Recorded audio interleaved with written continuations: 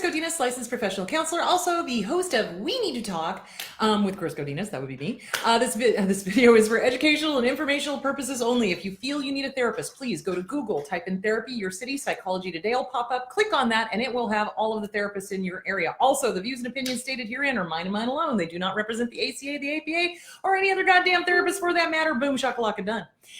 Okay, that's that. So let's get to the fun stuff.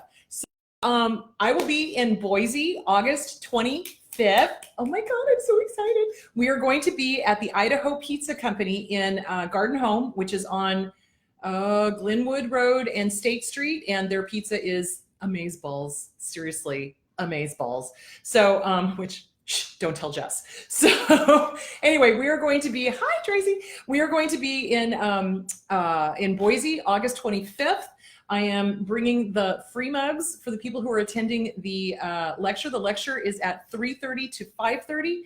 The book signing is from 2:30 to 3:30. So no mugs for the book signing. I just want to make that perfectly clear. And you have to buy your books. So anyway, there that is. So I will be bringing copies of both of my books. So I've got, I'm dropping everything here. I've got You Can Lead a Horse to Water, but You Can't Make Him Cha-Cha. That's my new one. And then I've got the other one, What's Wrong with Your Dad. So I will have copies of both of these in case you guys want to bring them. Yes, I will have the capability of taking credit cards because I've got my little square on my phone. So that's all cool and groovy. Hang on, got to pick up a piece of paper. Hang on. Okay, I'm back. So that will be August 25th. Which is a Saturday from 2:30 to 3:30 is the book signing. And then from, God bless America. And then from 3:30 to 5:30 is the lecture. And the lecture people will get a free mug, which I suppose I should show the free mug, shouldn't I? Yes, I should. Here it is. Hello. Ta-da! You will be getting one of these beauties. So, and if you would like to order one of these beauties, if you'd like more than one mug, you can go to eBay, and it is for sale on eBay. And you can have one of these beautiful, gorgeous 20-ounce coffee mugs and, you know, caffeinate yourself into oblivion. So anyway, there it is. After that, we will be in Honolulu. So if you are interested in attending the Honolulu one, I suggest you go to Eventbrite and sign up for it. If you are interested in attending the Boise, Arizona, no, wrong, Boise, Idaho one, go sign up for that. We're trying to get a head count because I need to know how many cups and books and stuff I need to be shipping to my poor nephew's house, who I'm sure he's going, Chris, what are you doing? Anyway, so there that is. So anyway, I'm so excited. Oh my God, New Zealand. Hi, New Zealand. Good to see you. Okay, so there is that. So did I cover everything? Mugs, books, Boise on August 25th. The next one is going to be Honolulu in the first part of November. So if you're interested in that, go to Eventbrite, sign up for that. All right, so today I just wanted to answer a bunch of questions just because there's been so many questions and I have not had a chance to get to them. So I just want to remind you guys, I don't do this full time here, this thing here. I do run my own practice and I'm not kidding you, 40 clients a week. So I'm working 60-hour weeks, guys. I don't have time to read ginormous things, and neither do my interns. So, and I've told them, I said, if it's more than a few sentences long, don't even look at it because we don't have time to dig through it. So, and we don't need to know the story, guys, because here's the deal. Abuse is abuse is abuse is abuse. The stories are all the same. I kid you the fuck not. It's like, no matter where in the world it happens, the pattern of abuse is exactly the same. It's like they have a freaking script. So I don't need to know the story. I just need to know your question. That's it. Simple, sweet, to the point. What is your question? Boom, done. So if it's any longer than that, it's not going to get looked at. It's just we don't have the time. We just don't have the time. And all of my interns are also working other jobs as well as doing this. So yeah, and just, yeah, please don't. So anyway, there is that. Good to see you guys. Okay, so let's start with the first question. Okay, hi Chris. I believe my girlfriend is abusive. I tried to get her into couples counseling and she refused, which I guess is a good thing because you keep saying not to do couples counseling with an abuser. So let me stop before I answer the whole question. Yeah, absolutely. Do not do couples counseling with an abuser. Why? Because they will, anything you say can and will be used against you. Trust me. They will take whatever is said in couples counseling and they will twist it. And then that night or the next night or a month later, They will bring up stuff that you brought up in counseling, and they will make it all your fault, and they will start screaming at you and raging and doing all sorts of horrible, awful, terrible, nasty things.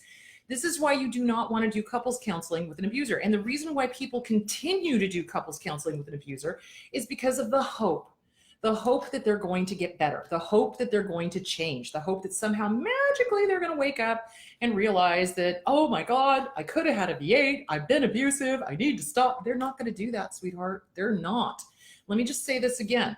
Once they have slid into malignancy and they are lying and they are harming and they are intentionally smearing people with lies, they have slid into malignancy. There's no coming back from that unless, caveat, unless there is a biblical, epic, amazing epiphany that occurs and they start working on themselves. Now, I'm talking the targets of abuse that have picked up the fleas. I am not talking about the abusers, because abusees, the targets of abuse, will often mimic the behavior of the abuser and lie and smear and do all of this stuff. Now, if they get rid of the abuser and work on themselves, yeah, there's a shot. There's an shot. But if they are themselves the abuser and they are smearing and lying and maligning and X, Y, and Z, no, there's no hope for them. So stop. You cannot do couples counseling with an abuser. It is dangerous to the target of abuse. It is, because the abuser will use it to abuse. Okay, second half of this. I've started with my own therapist. Good job. She is saying the exact same things that you are. Good therapist. My girlfriend demands to know what we are talking about in therapy. Okay, this is common with abusers. So when somebody who's in an abusive relationship finally says, I need to work on myself, and they go to see a counselor, the abuser will do whatever they can to tank the progress made of that person, because they want to know what's being said about them, and they want to know how to undo it, and they want to know this, and they want to know that. And what I tell my clients when they come in and they're in an abusive relationship, I tell them point blank, you are working on self-esteem. That's all you need to say. You do not need to tell them anything else. And you will feel obligated, you will feel fear, you will feel obligation, and you will feel guilt to tell them everything we are working on. Do not do it. Do not do it. This is dangerous for you, because they will undo every good thing that we are working on. Okay. Demands to know what we were talking about in therapy. I just kept saying my mom or self-esteem. Good job. Now she is saying that she is seeing a therapist and that her therapist says that my therapist is dangerous and incompetent. I don't think my therapist is, but she's making me question whether I should continue therapy. Okay, so here's the deal. Let's talk about duty to warn, duty to report. So state law in Arizona and the ACA Code of Ethics, and you can look this up, this is all public record, state that if a therapist truly believes that another therapist is dangerous to the public, is incompetent, or is impaired in any way, shape, or form from performing their duties, they are state mandated reporters. They must file a complaint against that therapist, either on behalf of their client or on behalf of themselves, okay? State mandated. State mandated. So here's my guess. Your girlfriend probably doesn't have a therapist. And in order to disprove that, you know, my therapist says they're dangerous, my therapist says they're this, my therapist says they're that, go to the board, go to your state board. Every single state in the country has got a state board for behavioral health. They do, because we're all now licensed. Its licensure is 100% in the US in every state. So all you need to do is go to your licensure board, look up your therapist, see if there are any complaints against them. If there are no complaints against them, your girlfriend's lying. Because it's a state mandated thing. If a therapist really truly believes that somebody is dangerous, somebody is incompetent, or somebody is impaired, they are state mandated, and ACA mandated to report them to the board, which means there would be an active investigation going on. If there is no such thing, then your girlfriend is lying. So boom. That's how you put those fears to rest. So what abusers do is they say things that are easily disprovable, but they count on the target of abuse never looking it up. They count on people not understanding how state bars work, how state boards work, and they count on people not understanding how duty to report works. So anytime there is a danger to self, danger to others, or there is the possibility of incompetence, danger, or incapacitation of another professional, I am state mandated to report that. Okay. Anna and I had this huge discussion on that this week. She had to go report another professional because they were impaired and they were harming the client. And so we, I helped her, with formulate what she had to say and what she needed to do with the board, et cetera, et cetera, et cetera. And she filed it. So, and this, do you see where I'm going with this? So yeah, we are state mandated. So if there is no complaint against your therapist, then your girlfriend is lying because state mandated. And that is very seriously. And I take that very seriously. When somebody tells me a threat, it gets reported. If somebody tells me they're going to kill themselves, I make sure that they're safe. If I feel that there is a therapist out there that is harming somebody, I report them. So it is state mandated. So somebody who's going around and smearing, they are lying because it would be on the AZA Board of Behavioral Health. There would be an investigation going on and you would see that because everything is public record. So there that is. And furthermore, I'll take that another step further. These complaints are not done lightly. You have to have evidence. You have to have proof, because if the board feels like you filed this to harm another professional because of a personal vendetta, the person who did that is going to end up losing their license, because the board is not stupid. They investigate the shit out of everything, and well, they should. So, because they're there to protect the public. So, it's like, if you're going to file something like that as a professional, you need to have evidence, you need to have your proof, you need to have your witnesses, you need to have everything in line. So there it is. So if somebody is saying, oh, my therapist said that your therapist is incompetent and this, that, and the other, where's the complaint?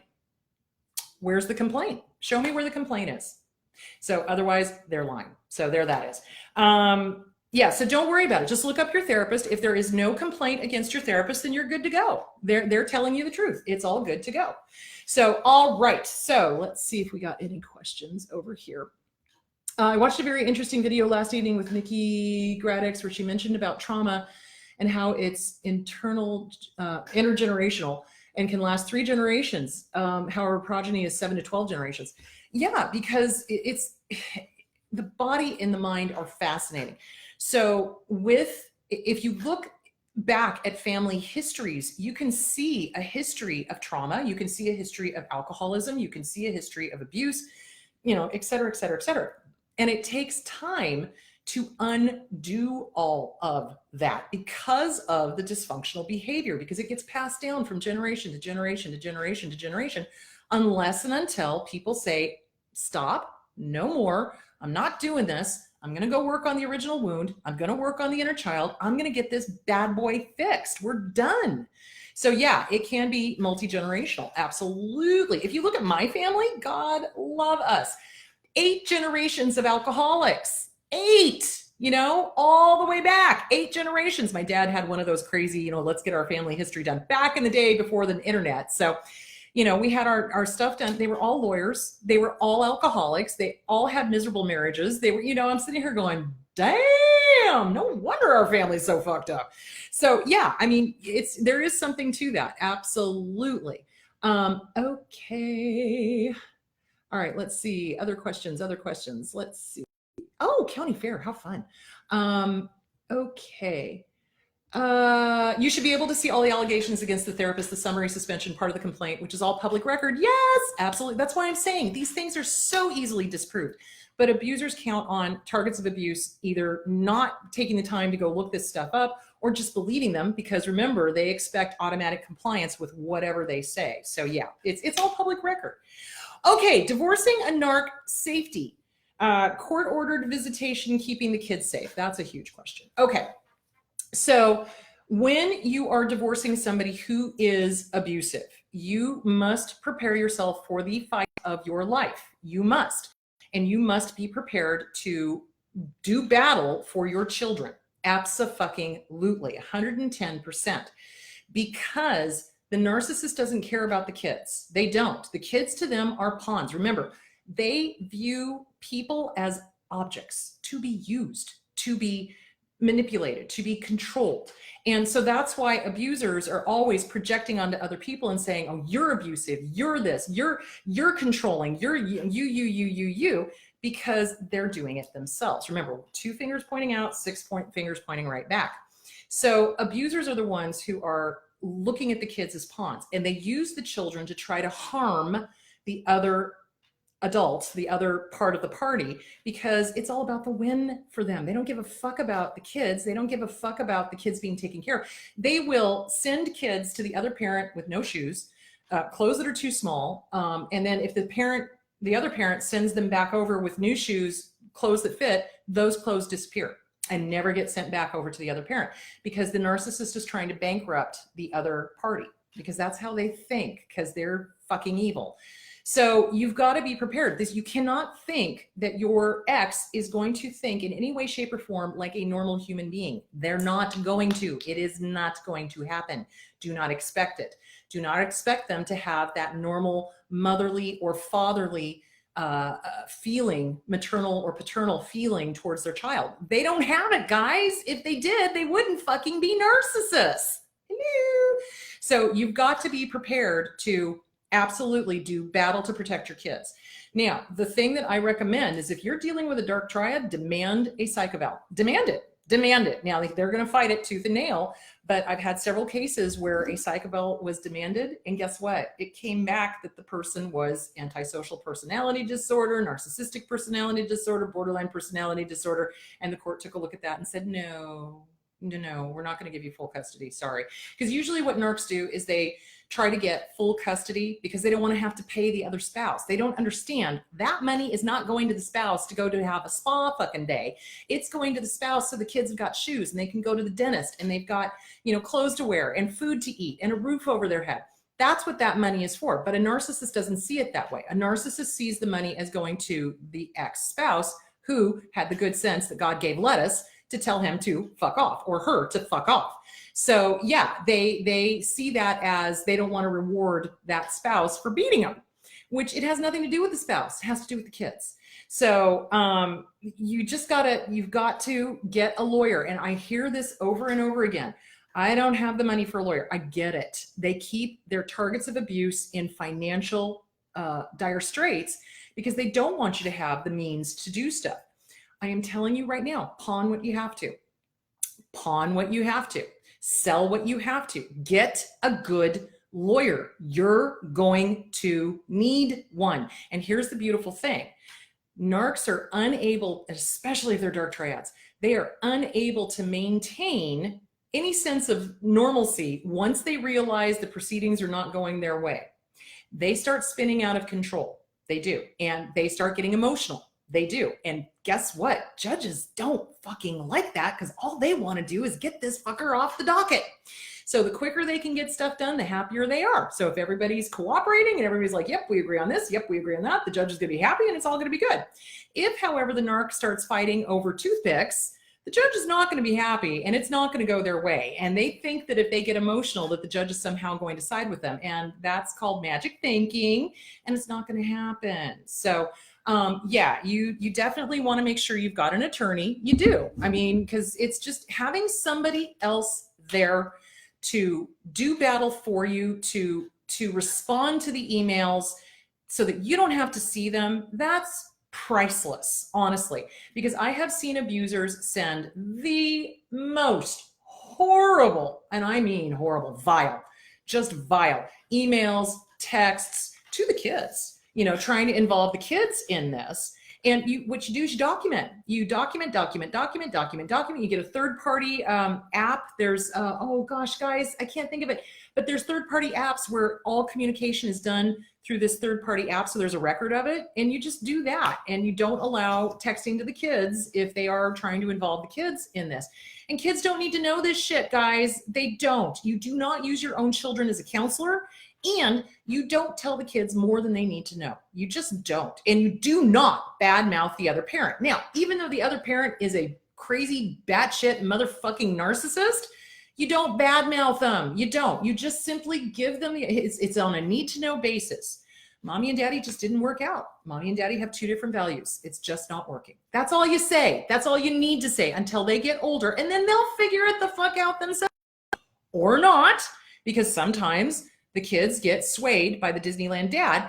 And they start using that as leverage to try to get you to start spending as much money as the Disneyland dad or mom does.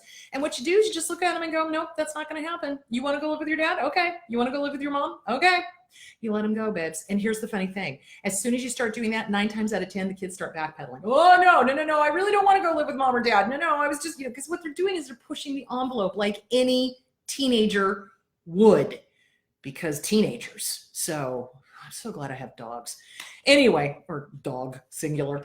Anyway, so there is that. How to keep the kids safe. You get them into therapy and you put that as part of your custody agreement, that the children are allowed therapy and you have final say on medical, because you want to make sure you're the one picking the counselor. You want to make sure that they're not the one picking the counselor, because I can guarantee you they will pick some counselor that is fresh out of school, that doesn't know their ass from a hole in the ground, and that will sit there and buy their world's tiniest little violin. You know what I'm saying? So you want to make sure that you're the one picking the counselor. I hope that answered that question. Okay, let's see if there's any other.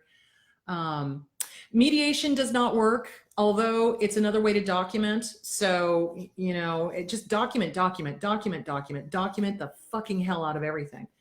I wish that they would do psych evals in the UK. The courts even think that a narcissistic drug user, alcoholic, to be a suitable parent. Oh, geez, even though I went through DV, I fought him in court, spent lots of money, fought for my child. He got access. He manipulated my child and scared her. My child never wants to see them. We have no contact. We're much happier now. Yeah. And the problem with going no contact, at least here in the States, and I don't understand the UK laws. That whole thing just is like, what? But the thing about the States here is that judges are loath to give anything more than 50-50. They want 50-50 because they firmly believe that it's a good idea to have both parents involved in the child's life. If you are going to try to go for full custody, you must prove that there is emotional and physical abuse going on and that the children are afraid of him, which is why I'm saying get a therapist, a child advocate. You can also have a child advocate lawyer for your kids. So again, that's more money, but I'm saying pawn everything. Seriously, at this point, it's worth it because you got to protect your kids. So yeah, it's really hard to get full custody unless you can prove abuse, neglect, or imminent danger. So for example, let's say you're in a situation, which we all are if you're listening to this channel, and they have harassed and threatened you and made comments, verbal abuse. File a restraining order. Listen to me now, believe me later. File a restraining order. They will violate it. Trust me on that one. You call the cops each and every single time. You take kung fu classes, you carry pepper spray with you, or you conceal carry. Do. So you just make sure you're protected. File a restraining order, because then you can go to the court. This behavior and this and this and this and this, and then you're more likely to get more custody. So, or you're more likely to get visited. I can't talk. Monitored visitations. So you're more likely to be granted. Well, we want somebody watching while they're doing it, but you have to be very specific as to who the monitors are. It cannot be family members of your abuser, because the family members of the abuser are probably flying monkeys. So there it is. All right. Okay. I hope that answered the question. Okay. Oh, this is a good one. Munchhausen by proxy. Okay. Let's talk about that. So it is a pretty rare diagnosis. There's not a whole lot of people out there with it, but there are some people with it. Hang on just a second.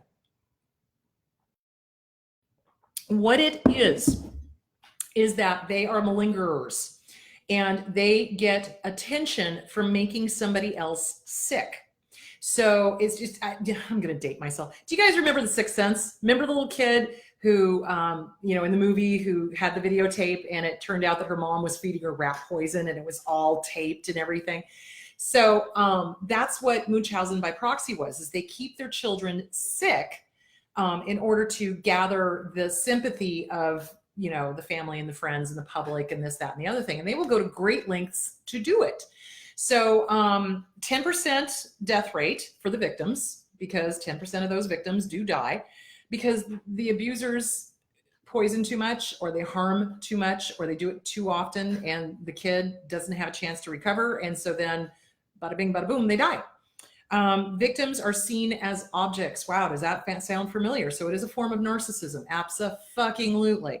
Perps are all antisocial personality disorder, narcissistic personality disorder. So the behavior is very similar to the dark triad. Overly charming. Overly charming. Oh, poor me. I'm just putting myself out, helping this poor beleaguered child. Meanwhile, they're the ones that's poisoning them or harming them or whatever. So yeah, it's cray-cray. It is absolutely cray-cray. It is a form of abuse. It absolutely is. And they, like I said, they all have been diagnosed with antisocial personality disorder and narcissistic personality disorder, which is, hello, a dark triad. So the behavior is going to be very similar. They're very charming. They're very, poor me, look at me, I'm the victim, I'm helping this person, they're always sick, and look at what lengths I'm going, fucking please. So yeah, that's what they do, but they harm kids. They harm kids. They can do this to adult kids. They can do this to adults. They can do this to, anybody. So Munchhausen by proxy is where they create illness in a dependent, whether that's a spouse, a child, whatever, somebody they're caretaking, a parent, whatever, and they keep them sick so that they continually get the poor you, oh, you worked so hard, that whole thing. So that's Munchausen by proxy. It does happen. And yes, 10% of their victims die. So you can just look this up online if you're interested in learning more. It's really fascinating and somewhat frightening. I've only come across this once, and it was not with making somebody sick, but it was when I was working in the New Song Center and I was doing grief counseling, right?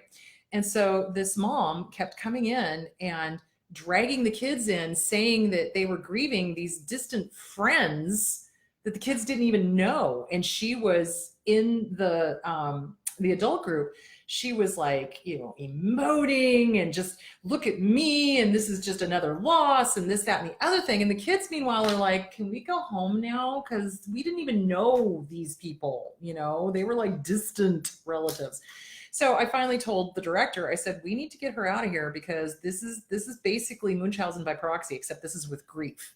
So she's getting her attention by dragging the kids in here to get herself attention for whatever she's going through. And I strongly recommend that we send her to a counselor. So we ended up doing that. So, but do you see where I'm going with that? So it can be done with anything. That was the least malignant one. So, and that's the only time I've come across it. So, all right. Okay. Talk about gossips and criticizers. Okay.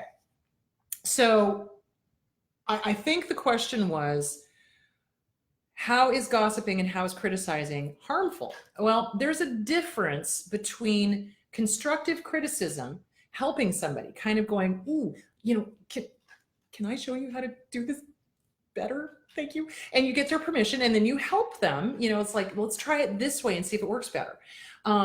Criticism, though, is where you just march in and you're like, it's wrong, it's bad, it's this, it's that, and it's terrible, and don't offer any sort of mitigation or way to fix it or how to do it better or anything like that. So there's a difference between constructive criticism, which is, hey, there's possibly a different way of doing this. Do you mind if I show you? Which is asking permission first, as opposed to, oh my God, you're so stupid, you can't do anything. Who does that sound like? You know what I'm saying? And then gossiping. Let's talk about gossiping. So gossiping in how does the saying go? Something about smart people talk about ideas and dumb people talk about other people. And that's basically it. So gossiping is a way to one down somebody, and it's a way to elevate yourself over somebody else. And the way that I break people of doing that is, gossip is never good. And it's not, it's one thing if you go, hey, did you hear that Sally got a promotion? That's so freaking awesome. Okay, that's awesome. Wow, that's great. Let's take her out. That's not gossiping. That's sharing good news. Gossiping is where you're like, and did you hear that I think that Sally is sleeping with the boss? Okay, that's gossiping. It's usually an untrue statement, smear campaign. So the way to tell whether you're gossiping or not is it true? Let's run it through these gates. Is it true? Is it helpful? Is it insightful? Is it necessary? And is it kind? And if it does not pass through those gates, do not discuss it, period. And people who do are continual gossips, who harm other people, who smear other people, who say blatant untruths about other people. These are people you do not want in your life because they have no integrity. None. Zip, zero, zilch, nada. And you don't have to be around them, even if they're at work with you. You do not have to be around them. So there is that. You have saved my life. I get this stuff now to save my life. Well, thank you, Michelle. I am glad that I have helped. And while I'm on that topic, I just want to say thank you to the literally hundreds of texts and emails and IMs and comments on the YouTube channel that I get from people saying that I've saved them or that I've helped them or whatever. Guys, all I did was give you the information. You guys did the work. And praise to God, praise to you, because you guys are the ones that did the work. I didn't. All I did was put out the information. You guys made that choice to be healthy.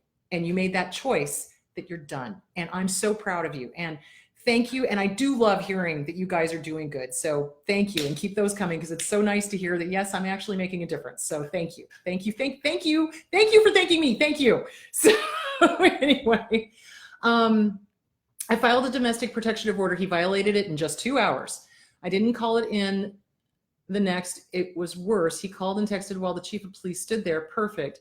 They picked him up and said, in jail at least until the 20th of this month. Yay, safe for now. Yeah, you want to call every single time that they violate the order of protection. Every single time.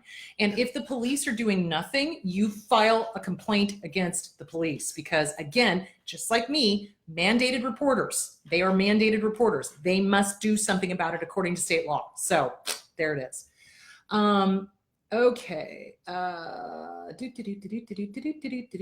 Okay. Question. I hope that answered the question on gossips and criticism. So you'll know you're dealing with an abuser if they're constantly gossiping about somebody else and they're being mean and they're smearing and they're lying. Okay, that's gossip.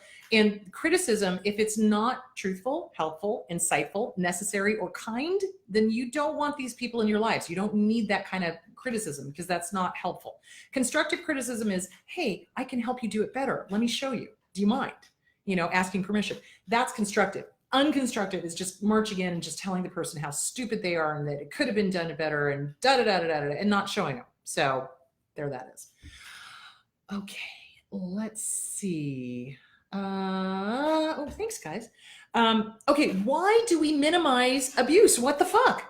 Okay, so I laughed when I got that one. I was like, oh, that's a funny one. Okay, so we minimize abuse because we've been groomed to do so. So think about it. If we go back to the original wound, if we go back to this wound over here, our caregivers, whoever they were, whether it was teachers or grandparents or parents or siblings or whoever the abuser was, basically said, you don't see the pink elephant taking a shit in the corner of the living room. Nope, you're not calling that pink elephant out. It's nope, you don't see it. So we grow up and we see the abuse going on, pink elephant, right? And we go, oh, it's not that bad. Oh, no, it's not that bad. It's not, no, I'm making it up in my head, because we've been told so many times by our abusers to not listen to our gut, okay?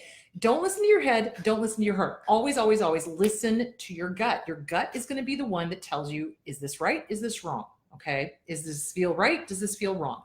So we've been groomed. We have been groomed to ignore the pink elephant taking a shit in the corner of the living room. This is why I need you guys to take your blinders off and go, motherfucker, there's a pink elephant in the corner of the living room taking a shit. Holy motherfucker. You know what I'm going? You got to acknowledge it. You got to see it, and you got to not minimize it. You can't, because it'll kill you. Denial is deadly. It is, because denial is what keeps us in abuse. Denial is what keeps us going back to our abuser when they hoover us. Denial is what keeps us going back an average of 7 times. So that means 50% do more than that and 50% do less than that. So the average is 7 times going back to an abuser before it finally sticks and we go, holy shit, I'm done. I don't want to be abused anymore. Denial is what keeps us stuck. So we minimize because we have been trained to. And our automatic thought, okay, it's an automatic thought that pops up is, oh, it wasn't that bad. I want you guys to write it all out. Write out every rotten thing your abuser has ever done to you, and you put that bad boy somewhere where you can see it, because you need to, because your brain is going to take little trips down memory lane, and it's going to be like, oh, sunshine and roses. And no, you can't do that, guys. It was sunshine, roses, and bruises, and harmful, hurtful words, and lies, and cheating, and financial ruin, and hurting your kids. And yeah, you see where I'm going with that? The other thing you need to do is write out a list of deal breakers, because at some point you are going to go back out into the world and make friends. You are going to reestablish friends that you lost due to the relationship with your abuser. You are at some point going to date, and I need you to have a list of deal breakers. And if anybody does anything on those list of deal breakers, you wipe your hands clean and you be done. Don't give them a second chance. Life is not baseball. You don't have to do 3 times here or 7 times. Get rid of them. Get rid of them. Be done.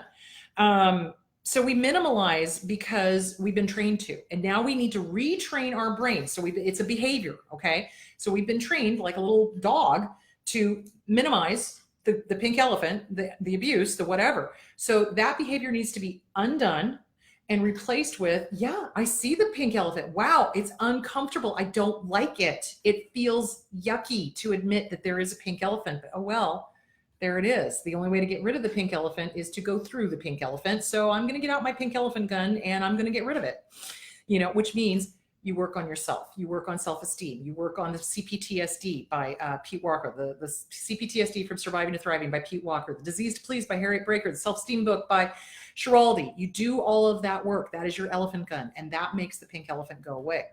That is not minimalizing it. You can still see where the pink elephant was, for sure, but it's gone now. Or at least it's smaller. So that's good. All right. So we minimize because we've been trained. So we have to retrain ourselves to not minimize and to not deny and to not discount. And that's hard to do, not impossible. And that's why I'm saying get with a good trauma therapist that understands domestic violence, that understands PTSD, CPTSD, because this stuff doesn't really ever go away. It lessens a lot, and I wanted to talk about that. Oh, that's one of the other questions. Whoa, that's the next question. Hey, there we go. Does CPTSD ever go away? No, it doesn't. To this day, I will still get triggered. Not as horribly as I used to for shizzle, but to this day, if somebody is acting like my dad, I will, for a second, freeze and then go, what's the safest escape? And then act to get the fuck out of there and probably have a panic attack in the meanwhile. And then I have to remind myself, I'm safe, I'm okay, everything's fine. Gerard Butler in a Speedo, I'm safe, I'm okay, everything's fine. Do you see where I'm going with that? Self-soothing talk. So, humor is my thing, guys, sorry.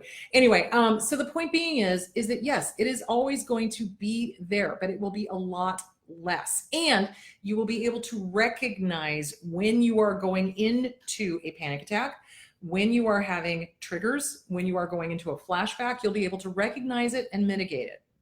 So will it always be there? Yeah, but not this huge amount that we have coming out of an abusive relationship. It does get less over time. It does feel better, but if a trigger comes up, yeah, are you going to have a flashback? You bet. Are you going to have a panic attack? Probably.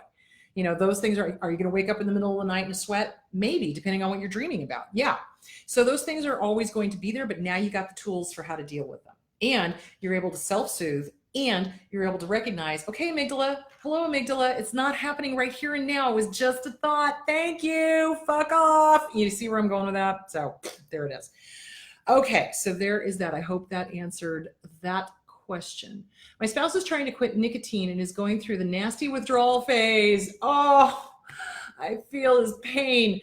Any advice for dealing with the moodiness and staying strong as a support? Okay, so I used to smoke. I don't smoke anymore. I have not smoked in years. I used to smoke, and coming off of nicotine was worse than stopping alcohol. Swear to God and all that is holy, because for the first month, I wanted to kill people. I did. So for me, what was really, really helpful was I just warned everybody around me that, I'm going through withdrawals. It's going to last about a month. And they knew it. And I kept the really strong gum, because for me, it was the taste. It was because I smoked cloves, which was like the worst thing you could possibly, hello, lungs bleeding, it's a thing. So, So what you want to do is you want to get the really strong gum, not the nicotine gum, not the Nicorette. That shit's nasty. But what you want to do is get the really, really strong gum and, give that to him to chew. If he was, smoking the cloves type of thing or something, because it's, a worry stone, rosary beads, Buddhist beads, anything. Seriously. So I had my little Buddhist beads out and I was touching them and I was chewing my gum and it took about a month. It did. So, basically you remind them it's not you. You don't get mad at me. I'm not the reason why you're grumpy. You're grumpy because you're breaking up with your nicotine. So, you got to remind them of that and, just, be supportive, but don't put up with shit. Don't put up with shit. There is no reason to put up with shit. And ask them what they need. What do they need? Are they drinking enough water? Are they flushing that shit out of their system? Are they, are they doing things to substitute the hand stuff, the smoking stuff, the stuff with it's a ritual. It's just like with any drug. It's a fucking ritual. So if you're, hold on a second, I'm thirsty. Hang on. So it's a ritual and there is a complete ritual to it. So, I would grab my cigarette pack and I would go outside. This is when I was working in an agency. And I would go outside and I'd pull out my cigarette and I'd smell the cloves and I'd, start smoking. And, there's a whole ritual to it. So you substitute that with the gum, for example. So that's why I started chewing really strong tasting gum, like the kind that makes your mouth burn. So you know what I'm saying? So what do they need? Are they drinking enough water? Are they eating the right foods? Are they starting to work out again? It's like, are they getting enough sleep? Because their sleep is going to be interrupted while they're going through the withdrawal phase.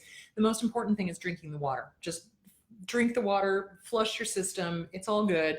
Get rid of that crap and then don't ever go back to it because nicotine ages people like nobody's fucking business. Those little tiny wrinkles and stuff that you get. That's mostly from cigarette smoking.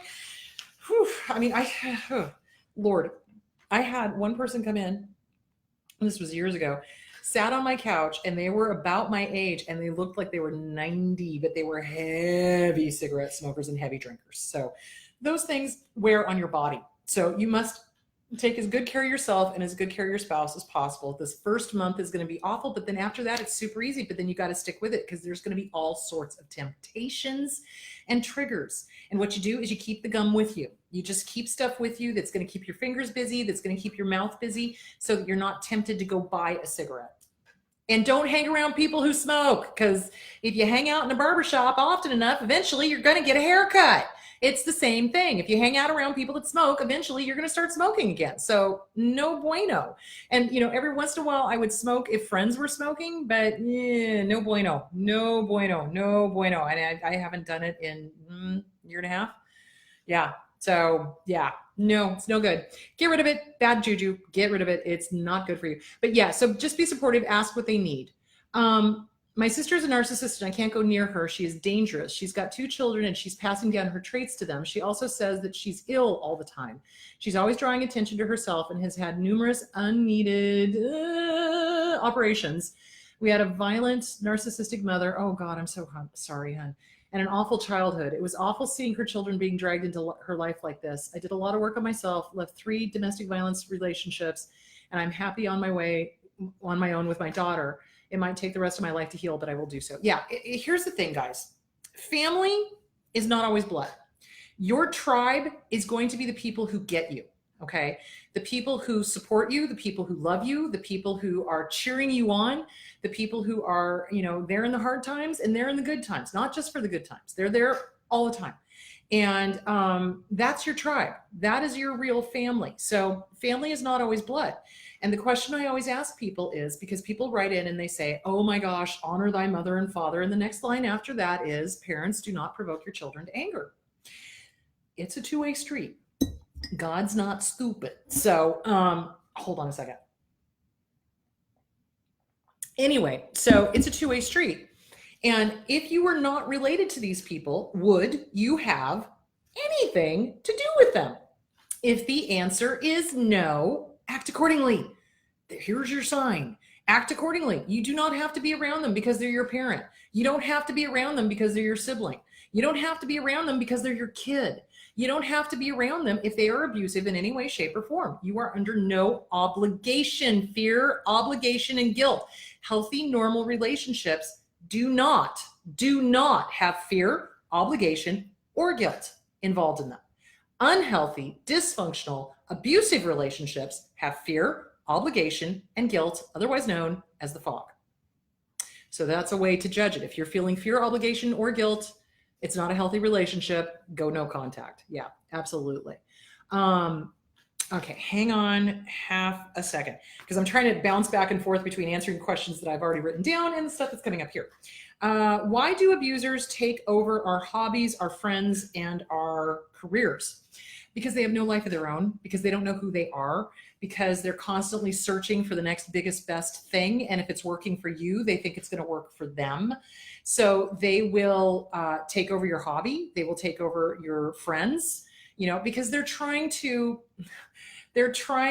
manipulate and they're trying to control. So they're trying to weasel their way into all of your relationships so that they can better control you. And they're trying to become best friends with your friends so that they can, you know, talk to them and flying monkey them. That's what it's all about. Now, this is different from a healthy, normal relationship where couple has, you know, spouse has their friends, you have your friends, and then you've got mutual friends together. And yeah, you can all interchange and hang out and things like that, but it's not like you're trying to take over their, you know, their best friend or their, you know, whatever. That would be like me trying to hang out with Brad, who's John's best friend. I love Brad. I think he's great. I love spending time with him and John, but I'm not going to call Brad up and be like, we need to spend time together. No, that's not going to happen because he's Brad. So, and I love Brad, but again, he's not my best friend. He's John's. So, but they try to take over the best friends. They try to take over the friends, the family, the acquaintances, the job, the career, because they want to control. And remember, they are attracted to the targets of abuse because we have something they do not have and will never possess. They do not have a moral compass. They do not have that internal light. They do not have that joie de vivre. They do not have that empathy. They do not have that ability to put themselves into somebody else's shoes. And so they think that if they act like us, dress like us, take over our hobbies, take over our friends, that somehow magically they're going to get the feel good that we have. And that's simply not ever going to happen. And then they become angry and disenchanted. And that's when they start trying to harm us because they recognize that no matter what they do, they're never going to be us. And they get pissed. And that's when the devalue and the discard starts. So there it is. I hope that answered the question. That's why they take over stuff. They don't have, there's no there, guys. There's no there. There's no core person. There's no core person that knows right from wrong. There's no core person that has their own sets of friends because they pretty much either surround themselves with either minor narcissists or they have no friends because they've pretty much, made everybody go bye-bye because people found them out to be the fraud that they are. So there that is. I hope that answered the question. All right, let me go back over here.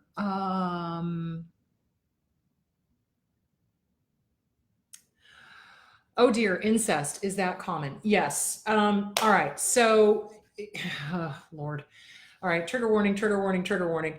Incest is common, yes, in abusive relationships with a parental unit with a child. So again, it's a power and control issue, and often it will be a parent of the opposite sex. So, the father to the daughter, the mother to the son. It's a way to control. It's a way to keep the kid down. It's a way to keep the kid close to them. They need somebody to be with them. So in dysfunctional, fucked up families, okay, there are roles, all right? So there's, golden child, ignored middle child, scapegoat, did I miss somebody? Good Lord. Comedian, that kind of thing. In really fucked up families, there's second spouse, second mom, second dad, second, it's like all of these responsibilities are placed on the kids.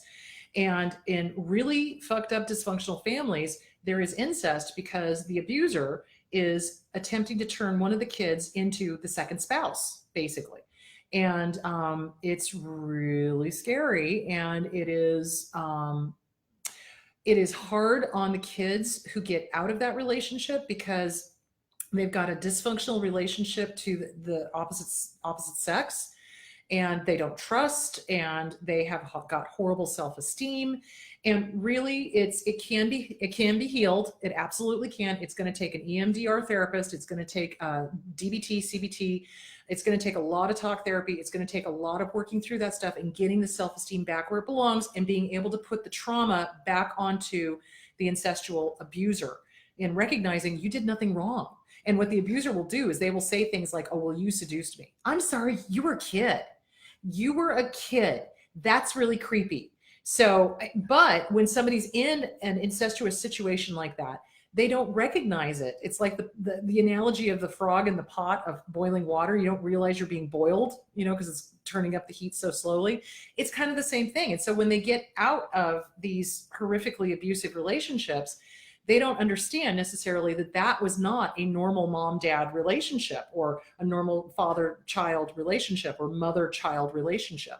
So that's why as soon as possible, get the kids, as soon as you realize abuse is going on, you get the kids away from the abuser and you call CPS and you file police reports and you get them into therapy ASAP and you sever all parental contact with that particular parent. So yeah, I mean, and it causes kids to do one of two things. They either forsake sex altogether, like they're never again kind of thing, because it's so gross to them, or they, in an effort to purge the demons, as it will, they will become very promiscuous and kind of replay their abuse out with other people. So either extreme is not good and needs to be addressed with a competent sexual trauma therapist. Abso-freaking-lutely. Okay. Okay. So the difference between Munchhausen by proxy is that they are perpetrating it on somebody else. When somebody is constantly saying that they themselves are always sick, that is called malingering. Malingering. So that's not Munchausen by proxy. That is called malingering. So what they do is and hypochondriac, obviously. So what they do is they come up with all of these diseases and they've got symptoms of all of them. They're always running to doctors and they're always sick, even though they're not. They run to the doctor for the slightest sniffle. They demand, medicine at the slightest ache or pain, et cetera, et cetera, et cetera. Yeah, so that's called malingering. That's not Munchausen by proxy. That is malingering. There's two different. So Munchausen by proxy is where somebody is perpetrating it on somebody else and making them sick. Malingering is when you're a hypochondriac and you're constantly ill and wanting drugs and this, that, and the other thing. So there's that.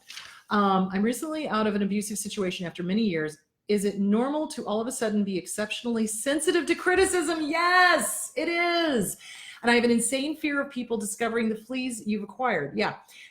Pretty shocked at some of my own emotional responses. Not normal for me. Okay, take a deep breath, honey. This is all normal. So the reason why we are so sensitive to criticism is because we've been getting criticized for years, decades, even if we've been in abusive relationships. So yeah, now we're sensitive to it. Now we're just kind of like, no, kind of thing, because we've had so much of it. And that's why and we're afraid of the fleas being exposed. So here's the deal. We're going to have fleas, guys. We're going to have fleas. And the best way to do this is to acknowledge it. Yep, I'm going to have fleas. Yeah, didn't like the way I just behaved there. I'm so sorry. You clean up the mess immediately. So don't be afraid. Don't be afraid. Our abusers want us living in fear. Fuck that shit. So you just loud and proud. Have you got fleas? Yeah. Are you working on them? Yeah. Now, if you're not working on them, then Houston, we got a problem. But if you've got fleas and you recognize one of those fleas popping up, you acknowledge it. You validate it. You go, yep, that was a flea. Yep, I just behaved in a way I didn't like. I am so sorry. It will never happen again. And then you make sure it never fucking happens again. So don't be afraid of the fleas. They're going to be there. And yeah, are we going to be hypersensitive to criticism? Absolutely. It's because of all the criticism we've received over the last, days, weeks, months, years, decades. So yeah, you just work on it. Work on it with your therapist. Get with a good therapist. Get that shit out. Get it out. Get it out. Get it out. Be gone, be gone, be gone. Absolutely. So this is normal, guys. This is normal. This is not abnormal to be sensitive to criticism, and it's not abnormal to have this fear of the fleas being discovered. They're going to be there. I would actually warn people, it's like, hey, I got some fleas, especially if you know it, and they may pop up, and please do call me on my behavior if it happens. I don't want to act like that. So there it is, loud and proud. Okay, hold on. Let me go back to this. Oh, BPD and CPTSD often misdiagnosed as each other. Yes, and here's the reason why. They are both based in trauma. Trauma, trauma, trauma, trauma, trauma. It is all based in trauma. So there's going to be similar behavior with both CPTSD and BPD, which is why it's important to go figure out which is which and what is what and what are you really working on and what the heck. So yeah, they are often misdiagnosed as each other. And usually when people start working on the original wound, a lot of those behaviors mitigate because now we're dealing with the trauma. Now we're dealing with the original wound. Now we're healing that. Now we're pulling out all of that pus and gangrene and all that nasty stuff. And we're packing it with antibiotics and we're getting it healthy. And a lot of those behaviors start mitigating because they were maladaptive behaviors that were created in order to cope with the trauma. So you start working on the trauma, a lot of this shit is going to go away to the wayside. So will it always be there? Yeah, to a certain extent, but working on the trauma is going to give you awareness and it's going to allow you to heal that original wound so that you're not just constantly knee-jerk reaction, knee-jerk reaction, knee-jerk reaction. You're going to be able to decide, do I need to react like this or do I want to react like this? Here's the question. Is it a choice or is it, on automatic? So if it's on automatic, that needs to be worked on because that's not healthy. Everything's a choice, guys. Everything is a choice. And we choose to go unconscious and that's not a good way to live. So yeah, work with a good trauma therapist. Again, EMDR, trauma therapy, DBT, CPD, cognitive behavioral therapy, blah, blah, blah, blah. Anyway, those are why those two act so similar in some ways. The raging, the anger, et cetera, et cetera, et cetera. Both CPTSD and BPD have that. And it is a maladaptive response to trauma. So you will start working on the trauma, a lot of that shit's going to go away. So there it is. All right. I forgot to turn my sound off. Whoops. Hang on. There we go. Okay. My mom and dad are communal narcissists. Brother is overt narcissist. Sister is borderline. How can I tell if I have fleas or I'm personality disordered myself? I'm terrified that it's more than fleas. I don't want to be that type of person. Don't be afraid, sweetie. So again, here's the thing. When we have been raised in a dysfunctional, fucked up family, okay, we're gonna have some dysfunctional behavior because we've learned it, because that's what we do when we're kids. We absorb what is being taught to us, either through words or actions or both. So no fear. No fear, sweetie. No fear. No fear. So what if it's BPD? So fucking what? So fucking what? It's just a roadside for you to go, trauma. This is based in trauma. Look at all my parents. Look at my siblings. Look at this. Oh shit, I've got some trauma. It's just a road sign for you to work on the trauma. So I would strongly suggest for anybody that's got trauma, anybody, whether they've got borderline personality disorder or whether they've got CPTSD or both, because you can have both, to get the CPTSD From Surviving to Thriving by Pete Walker. Now, that book is going to trigger the living fuck out of you. So take it in very, very, very, very, very, very, very tiny little chunks. Some people can't get through the first page, but other people, after a few tries, they can get through a paragraph or two. And eventually they're able to read an entire chapter. So it is very triggering because we are working on the original wound. The other book that would be helpful is The Inner Child Workbook by Catherine Taylor. So you want to start working on that. Don't be afraid of the fleece, sweetheart. Don't be afraid of it. Because here's the beautiful thing. You are now up to acknowledging there's some behavior you don't like. You don't want to be personality disordered. You don't want to have these sets of behaviors that, are hindering you. Great. Now you get to work on them. Go you. So go get help. Another great book to get is Stop Walking on Eggshells by Randy Krieger. So that'll help you deal with the family kind of thing. Another great book is the Borderline Survival Guide by Chapman and Gratz. So get those books. Start working on you. Don't be afraid of the fleas. If you got fleas, squish them. Start squishing them. If you don't like the fleas, squish them. You start working on the behavior and eventually you will clear out that original trauma and figure out who you really are. And you are not the sum of the fucked up dysfunctional family behavior that you have seen presented to you. That's not who you are. You are a child of the universe. Go find you. That's what I want you to work on. Don't be afraid of the fleas. Squish them when they come up. Write them down. It's like, oh, geez, I do this when I get scared, or I do this when I get angry, or I do this when, and I don't want to do that anymore. Okay, well, let's work on it. Go get with a good therapist and start squishing those fleas, sweetie. Start squishing them. And if you get a diagnosis of BPD, okay, great, trauma. It's trauma-based. It's trauma.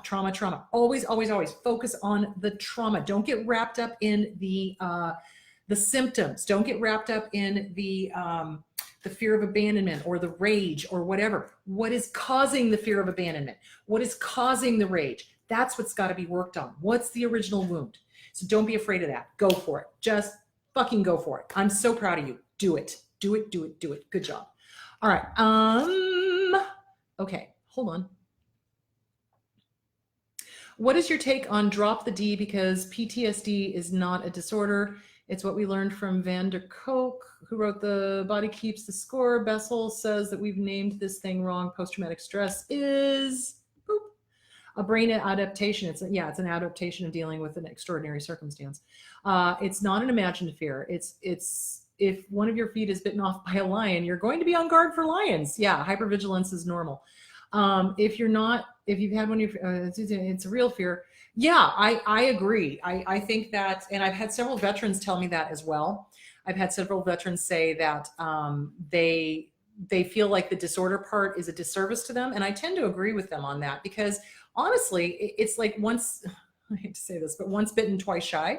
So when something horrible happens to us, we are going to be on guard for, why is that not charging? That is very odd. Oh, that's because that got pulled out. Hold on just a second. Problem. Hang on. I wondered why that wasn't charging. Okay. What is the deal here? Hang on. This thing. Okay, where was I? Sorry, technical issue.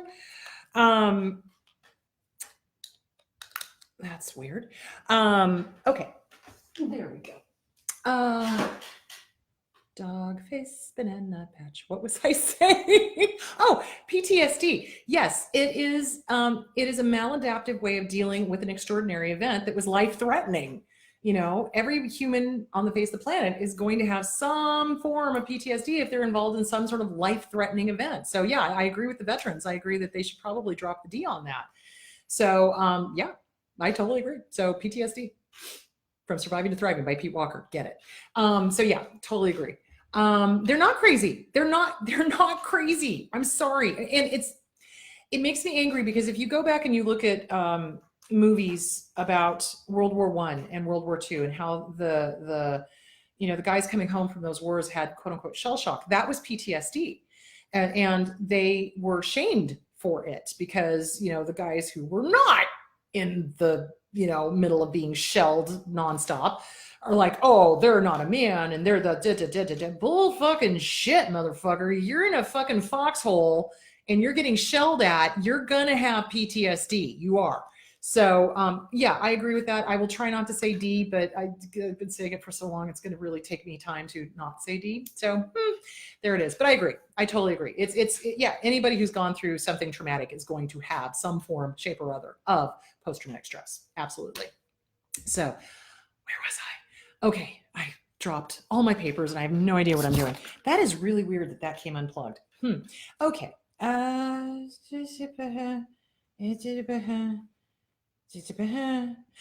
humor. Okay, humor and the abuser. So abusers don't really have a great sense of humor. They'll have a snarky sense of humor. They'll have a cruel sense of humor. They'll have a mean sense of humor. They will, not want to engage in lighthearted, kind humor. That's not who they are. Who they are is snarky, mean, cruel, and usually at somebody else's expense. So most abusers like humor that is at somebody else's expense. So you want to watch for that. So when I was going, and here's the funny thing, when I was going through my schooling, I had this professor that I absolutely hated, who shall remain nameless. It's not John Nixon. I love John Nixon. John Nixon is my God as far as I'm concerned. But the point being is that I had another professor that was just heinous. He was a horrible professor. I hated him. And I was doing therapy, in one of the practicum sessions, and he came tearing into the session and interrupted it which to me was just like, unless the person's in danger, there's no reason to do that. And was like, you will never use humor in therapy ever again. And blah, blah, blah, blah, blah. And just, and I'm sitting there looking at him going, So here's the deal. If you are laughing, you are learning. Why? Because the dopamines, endorphins, and serotonins are all getting stimulated. That's why I do humor when I teach. That is also why I do humor when I am working with my clients. That is also why I have, on average, 38 to 40 clients a week, because they enjoy the sessions. Because yes, it's serious. Yes, we are dealing with this stuff, but they are also laughing and learning, and they're retaining it. More so than if you kept the session super serious and, it's got to be serious all the time. Narcissists are the ones that are super serious all the time because they have this sense of their own gravitas, as if you will. I am a narcissist. I am to be respected. I am to be taken seriously. Fuck that shit. It's like they don't have the sense of the absurd. They don't have the sense of joy. They don't have the sense, because they don't have that cog, guys. They're able to make jokes at somebody else's expense, but they're not able to make jokes that are, funny or commenting on the human condition. And hold on a second. Hold on just a second. So they cannot make jokes that are talking about the human condition. They cannot make jokes that are, how can I put this? They cannot make jokes that are like Robin Williams. So Robin Williams always did like the human condition joke. It's like, isn't this interesting that, this is happening and we all experience this and we're all in this together, and isn't this an interesting thing? And that's why I loved Robin Williams, because his jokes were very funny, but they were not mean, they were not cruel, they were not vicious, they were not harmful to somebody else. So okay, hold on just a second. All right, humor and the abuser. Hang on just a second, I'll be right back.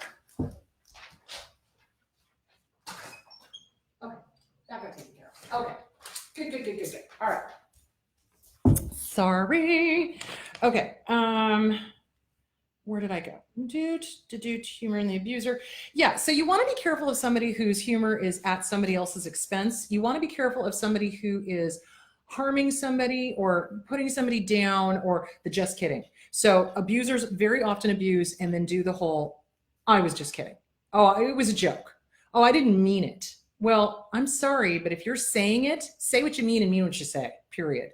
So you don't harm people. You just don't. It's not okay. It's not okay. And the just kidding thing is bull fucking shit. So there that is. Okay.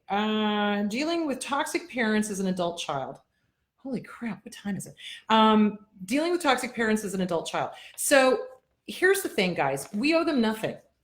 We owe them nothing. So if you are with toxic parents, you have a couple of choices. You either do gray rock and you kind of keep them at arm's length and you don't allow them into your inner sanctum, or you go no contact. Because again, if you were not related to these people, would you have anything to do with them? If the answer is no, act accordingly. So there's that. I hope that answered that question. Hang on. Oh, when the first verbally attacked me the moment his mask fell off 2 months into the relationship, I got triggered and subconsciously said, you remind me of my father. Oh, I should have left. Amazing how this works. Yes. Oh my God. Yeah, and that's the thing, is that our abusers remind us of our original trauma. That's what I'm talking about. So our abusers remind us of our original trauma. And that's why when we say, oh my gosh, this person acts just like my mom. Oh my gosh, this person acts just like my dad. Here's your sign. Maybe you may not want to be dating this person, because remember, we date people that remind us of the parent that we had the original wound with. And instead of cleaning out that wound, here's the wound over here and here's somebody else over here that reminds us of that, we take that and we just put it on top, and now we've made a shit sandwich. And that's not ever going to clean out this original wound. You have to get rid of this, and then you have to start working on that. And that means being alone for at least a year. Victorians had it right, a year and a day. And working on that original wound and cleaning that wound out and getting rid of it. Okay.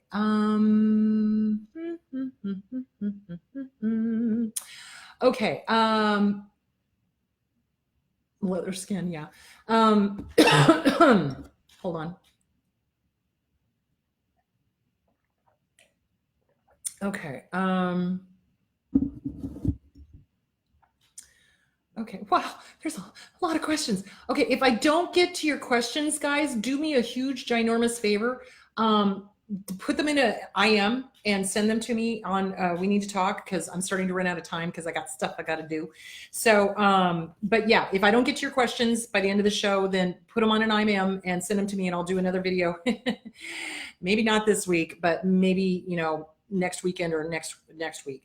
Okay, what if you still work with them? How do you deal? Okay, so this was in regards to a romantic relationship that ended, and the person was still working with the other person. That other person is going to try to sabotage you. Absolutely. So you basically, you do what you can to protect yourself. You let HR know that you've ended a relationship with this person, and or whatever, especially if there's no issue with dating in the office. Some offices say you can't date anybody within, but if you're having to work with that person, watch your back, because they do not have your best interest at heart. So you may want to consider getting a different job. You want to be professional, you want to be distant, you want to be civil, and you don't ever want to give them an excuse to start shit. But trust me, they're abusers. This is what they do. They start shit because they can't leave stuff alone, because they need the attention, they need the drama, they need the this, that, and the other thing. So anyway, there that is. I was wondering what your opinion is. My mother let my illness progress before getting treatment and then take me to the emergency room. She would also be super nice to me only when I was very ill, like with a fever. I think this encouraged illnesses. Yes, absolutely. I see it as a lesser variant of the Munchhausen by proxy. She also loved to appear to be friends. She also loved to appear to friends to know more than the doctors. Yeah, well, that's common with a narcissist. Narcissists have to know everything.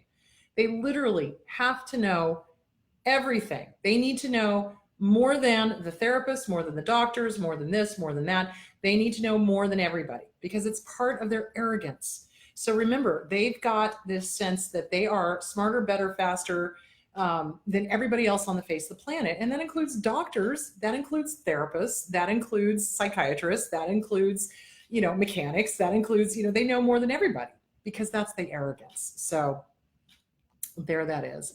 Yeah, that is a lesser variant. Okay. What if you still work with them? I think I talked about that. If I did not answer that, let me know. Basically, you can't trust them. You cannot, if you're still working with them and you're having to see them, you must be civil, distant, professional to like the core, like no personal stuff. Do not tell them anything personal. And they may pump you for personal stuff, and just, it's none of their business. Let's keep this professional, that kind of thing. And you just don't share anything, because otherwise they'll use it against you. So if you can, find another job. Okay. Can you make someone feel or do anything? As in guilt tripping. You make me angry and that's why I yelled, or you made me feel bad, and blah, blah, blah, blah, blah, blah, blah, blah. Okay. So abusers cannot take responsibility, personal responsibility for a goddamn thing. You cannot make anybody feel or do anything. You can't. You simply cannot. But abusers will point the finger. Remember, the you guns. You did this to me. You made me yell at you. You made me feel bad. That's why I raged at you. Blah, blah, blah, blah, blah. That's the you guns. And there's 6 fingers pointing right back at them. So you cannot make another person do or say anything. You can't. It's a choice. It is a choice. We choose moment to moment, second to second, day to day, year to year. Let me give you an example, since I had my Disney shirt on. So when Amy, my niece, was 10 years old, we took her to Disneyland, because Disneyland. And we were at the Carnation Cafe, and she was so excited, and she was gesticulating, and her hands were going everywhere, and she hit the water, and the water on the entire table went straight into my lap. And I had a choice at that moment. I could either start screaming at the poor kid, or I could start laughing. Well, I chose to laugh. Why? Because it wasn't her fault. It was an accident. I'm not going to scream at the poor kid and ruin her day. Why would I do that? And it's just a pair of jean shorts. They'll dry out eventually, or not. Who cares? I'm at Disneyland. Where's my churro? You know, I mean, it's that simple. It's a choice. And it was so funny because the waiter walked over to us, and he was a waiter that had been there like seriously since I was 5 years old, because he'd been there for like 30 or 40 years. It was so funny. And he walked over and he's like, I love you. And I was like, okay, I love you too. Why? You know, and he's like, do you know how many parents, because he thought I was their parent because it was the right age range, how many parents would have started screaming at that poor little kid? And I said, probably a lot. And he's like, oh yeah, almost all of them. And I was like, yeah, well, I'm not every person. And I recognize that things are a choice. So we choose moment to moment, second to second, day to day, how we are going to respond. And we can choose to be angry. We can choose to be pissy. We can choose to be in a bad mood. We can choose, or we can choose to allow something to affect us. Oh, poor me. I'm having a pity party. Okay, I'm done. Thank you. You know what I'm saying? It's a choice. It's a choice. We choose moment to moment, moment to moment, moment to moment. And anyone who does the, you made me, you did this, so I had to do that, that's bullshit. That's typical abuse behavior around the world. They say the exact same things because they refuse to take personal responsibility for their own goddamn emotions and responses. So, no, you did not make them rage. No, you did not make them angry. No, you did not make them sad. They are choosing. Now, I can feel sad when this behavior happens. Do you see the difference? So when I do reflective listening to my clients, I teach them to stop with the you guns. The you guns immediately force somebody to go, fuck you, I'm not listening. They put everybody on the defensive. But what you can say is something like, you know, when this behavior happens, I feel sad. That's not saying you made me feel sad. That's saying when this behavior happens, I choose to feel sad, and I feel sad over this. Totally different than you did this to me and you did that to me and you made me rage and you, do you see the difference? It's like personal responsibility is everything. That is the delineation between somebody who is healthy and somebody who is unhealthy. Unhealthy people are perpetual victims and it's always somebody else's fault. Healthy people are the ones who take personal responsibility for their actions, their words, their thoughts, period. So there that is. Okay. Chris, how common is shutting down emotionally and rarely feeling interested in or attracted to people after growing up in an abusive dynamic? Unsure if it's connected to abusive mom and dad or if I'm just partly wired that way. Any thoughts? That's depression, guys. That's depression. That's clinical depression. So basically what has happened is with the abuse, it's been safer to shut down because in the past we have been with somebody who, if we weren't shut down already, they would shut us down. So that's depression, sweetie. So you want to get with a really, really, really good therapist and you want to start working on that. And it may need an antidepressant. I'm not one that prescribes those. So you want to talk to your doc about that, but that's depression.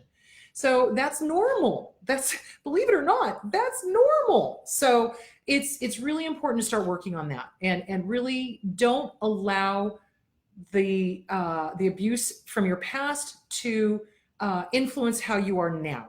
It's like, don't give them that power. Don't give them that power. Take your power back.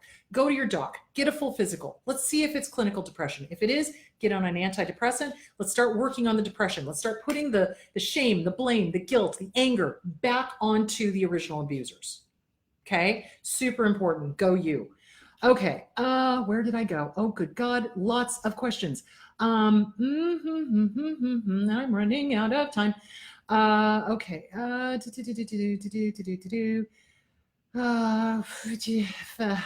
Hold on. Okay. All right. Crazy grandparents. All right. So somebody was asking about crazy grandparents suddenly interfering in a custody issue and trying to get grandparents' rights. So in Arizona, and I can only speak to Arizona because I do not know what the laws are in other states. In the state of Arizona, there is such a thing as grandparents' rights, and those kick in when you have been divorced for 3 months or unwed and the child is there for 3 months. And the grandparents can then march in and demand grandparent rights. Now, that's lovely if the grandparents are actually somebody you want to have in the kid's life. That's great because they wouldn't need to march in because you'd be like, hey, I've got a baby. Why don't you come help be with the grandparent to the baby? That would be awesome. But oftentimes what I see is grandparents who are disordered themselves, and they try to come in and rip, more time away from the parent who is sane and normal. Usually it's the parent of the abusive spouse. So you want to be careful with that. So you can fight it. I've had several clients have to fight it. And basically they just proved that the grandparents were not conducive to the child's well-being, and they, had a bunch of evidence. So yeah, there are going to be narcissistic grandparents that are going to pull that crap. Absolutely, just like with anything else. Okay, hang on. I think that was the last of the questions that I had on my piece of paper. Hang on. I completely forgot the abuse from my mom while trying to deal with the abuse from my husband. I would catch my mom just staring at me, void of any emotions. She never once touched me or tried to comfort me. She walked in on me crying and having a total breakdown and looked at me in surprise and horror and asked why I was crying. What the fuck? Then after almost a year without him and completely out of the blue, one day she tells me she's being abused from her husband, who is only home on weekends. She goes to the ER by herself and tells the staff she killed both her husband and me. So when I went to see her, she hugged me and then immediately said that my perfumes were making her sick as she's pushing me away. I was mortified. Then it hit me that she doesn't care about me, and abusive memories filled my head. How could I forget? Why did I forget? Okay, so that's called abuse amnesia, and that is normal. So take a deep breath. It's all good. It's normal, guys. So when we experience something that is overwhelming, and we cannot cope with it, okay? It is too much to deal with. Our brain goes, delete, delete, delete, delete, and we forget. It's called abuse amnesia, and it works two ways. One is we forget the abuse because it's too overwhelming. It's a form of dissociation, okay? And we just boot those memories out because it's too much. It's too much. Our brains just go, I can't cope, I can't cope, I can't cope. Let's just not, okay? So that's one form of abuse amnesia. Another form of abuse amnesia is what the abuser does, which is, that never happened. I never said that to you. That's not what's going on, et cetera, et cetera, et cetera. So that's normal for a target of abuse to have abuse amnesia. So don't freak out, breathe. It's all okay. It's all normal. This is part and parcel of PTSD, PTS. So yeah, so it's normal. So I forgot not only my childhood, but most of my life. Okay, so sweetie, this is normal. I want you to get with a really good trauma therapist. EMDR, get with a good trauma therapist, DBT, CBT, get with somebody, start working it through. So this is just because you've been through so much and your mind is trying to keep you safe by booting out all this stuff. So it's okay to remember.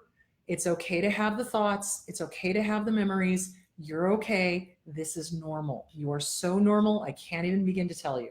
So take a deep breath. It's all good. Get with a good therapist. Start working it through so that you can remember things and you can take your power back. Okay. CPTSD from Surviving to Thriving by Pete Walker is a great book. A Self-Esteem Workbook by Schiraldi, another great book. Okay. Okay. I think, oh my good gracious. Wow. Wow. Ooh, okay. There's a lot of questions. Okay, hang on. Trying to get through them. Okay. Okay. All right. Thanks, you guys. I appreciate all the kind comments. Thank you so much. All right. Okay. It's great. You guys are talking to each other. This is awesome. I love that you guys are supporting each other. This is exactly what I wanted. Okay. Just trying to make sure I covered all of the questions. Okay, guys, if I have not hit your question, please do IM it to me so that I can answer it for you on the next round of Q&A. My voice is starting to go. It's been a long week and I've got another long week ahead of me. So I'm going to sign off for now. So I just wanted to remind you, if you have not signed up for the Boise lecture and book signing, please do so. Go to Eventbrite, Mercury Eventbrite, and sign up for that. Also, we're getting Honolulu together. So please sign up for that if you are in the Honolulu area or in the Hawaiian Islands. That would be awesome. My books are available for sale on, whoops, hello. There we go. Amazon. on print on demand. I'm going to be bringing these books with me to the book signing in Boise on August 25th, which is going to be held at the Idaho Pizza Company in Garden Home, which is a suburb of Boise's, and it's got really good pizza. So I'm going to have the Hawaiian pizza because I really like their Hawaiian pizza. So yay team. Anyway, that is it. Have a great week, guys. Great questions, great support. Good job. Love you all. Keep the questions coming, and I will talk to you next week. Bye.